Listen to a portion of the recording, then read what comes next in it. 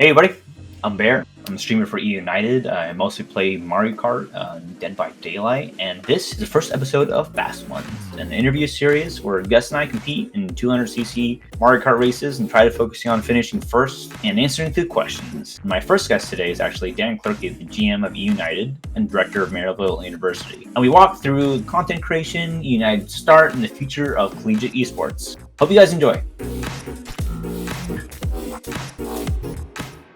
Tell me about how you got started in esports in general. How I got started in esports in general. I was going to engineering school.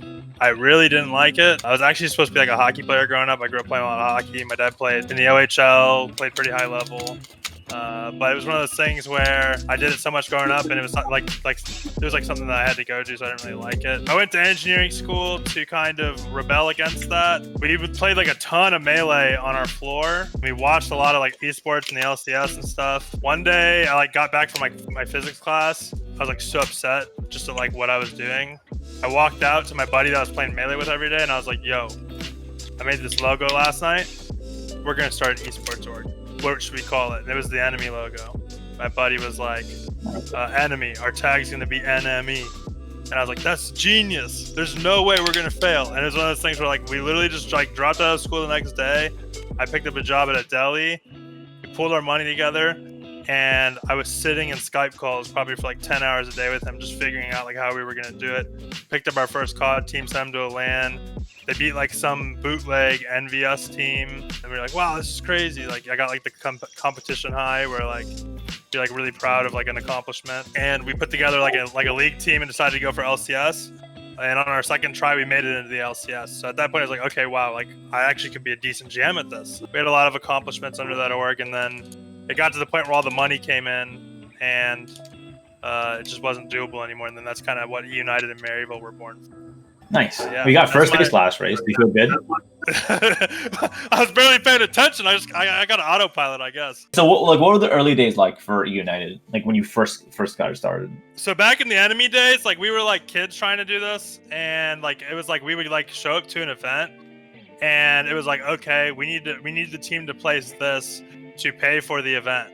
That's a very stressful way to try to run a business, right? eUnited, I was approached by Adam Stein and Jamie DeKino. They had some capital to bring to the table. So that was pretty cool because I got to kind of try to be a little bit ambitious with our projects. So we actually went for Challenger, 2 splits for LCS franchise. I think our first roster was Gilius, Fox, Deftly, Zazel, and Licorice. Pretty good team, honestly. We got second in Challenger Series, I believe. Those were good times, man. Those 3 players went on, Deftly, Zazel, and Licorice went on to be staples in North American League.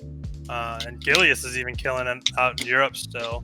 What would you say is the main structural changes in esports you've seen in the past 3 or 4 years? Franchising, small teams? I mean, what are the struggles in terms of for esports in general?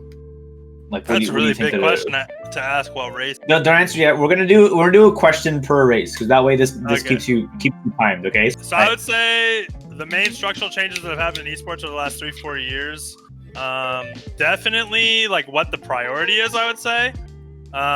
So 3-4 years ago, that was when all the big money was coming in. That's when Noah Winston came in with this big investment in Immortals. I think over the last 3 or 4 years, it's been less about who's winning what events, and it's been more about content. I tweet about this a lot, actually. I'm pretty critical of it. Because I come from the days of high movement shooters like Quake and Pro Mod and stuff like that, and it's just, I think the games nowadays, the popular games, aren't really as mechanically taxing as they used to be. I don't think that the learning curve is I just got hit in the middle of what? That can happen? The cannon? That's ridiculous. I got hit while I was in the air. You got hit in the cannon? You literally got hit in the worst spot. But I would say you have to get better than third. I can't do it. I'm 11th. What the? Okay. I got the bullet bill. We're good. Wait, this is 3rd place. Oh no, these races are so short. Yeah. So I would say the biggest fundamental change it's been less about the competition. It's been more about the content. I would say there's been more money in the space. I think franchising bad, relegation league's good, and I really got FGC. You got 10th place and. I'm in second though. Wait, no, I'm not. Look at I'm behind Isabel. I'm behind a lot of these guys. Yeah, do better, man. Come on. You're embarrassing me. This is bad. All right. Question is, how was the college university developed and changed in the times between the last 3 or 4 years? I think this is a big question, but I think Baby Park is perfect. So 3 or 4 years ago, okay, so we're going into our 7th year. We were the 2nd program in the country to offer scholarships. Now I think there's like 300 to 400 programs, so it's grown crazy. When all the investment money came in back in like 2014, 2015, it's similar now in collegiate. A lot of programs are showing up. A lot of programs at big schools are starting to become officially recognized, which is great. And I think that the path to pro, collegiate being an option, is going to be a very healthy avenue for a lot of players. Also, if you're not trying to go pro, there's a lot of opportunity for you to get involved with like-minded people at your institutions through these esports programs. I think that's a great thing as well.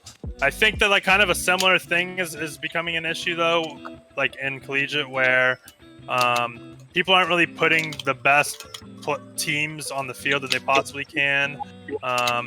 And a lot of esports programs that are just gaming clubs that are labeled as programs. I hate Baby Park. I don't know why you wanted to pick it. All right. What's your favorite sport? It's really hard to answer questions that quickly while racing. This is good. Well, that's why it's called Fast Ones. What the hell do you think? You think I'm gonna? We'll pick my. What's the meaning of life? Answer it in the next minute and a half. Is Sunshine Airport like the Modern Warfare 2 map, kind of? Because I want to try it. Yeah. Basically, it's the exact same thing, right? Yeah, pretty much. Yeah. This is crazy because like I'm in an interview, I'm stretched for time, so I probably sound dumb, and I'm really bad at Mario Kart, so I probably look dumb. So all around, I'm just gonna be representing myself as dumb. I'm fine with that. It's okay. You won one race. So. So like, would you want Mario Kart to be a big esport? And 2, like, what do you think it would take for that to happen? I think Mario Kart has everything together to be an esport. I think in terms of for what make Mario Kart really good is to make sure that there's like age group divisions, because like there's like every age has different play styles, and even the young people are really good.